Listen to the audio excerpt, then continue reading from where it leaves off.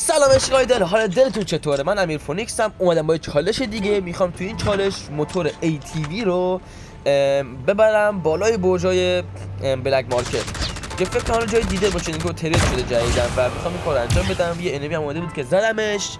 بریم ادامه ویدیو که میخوایم موتور رو ببریم اون بالا. خب بچه‌ها، موتور رو آوردم و واسه اینکه حوصله‌تون سر نره یکم سرعتش رو زیاد کردم.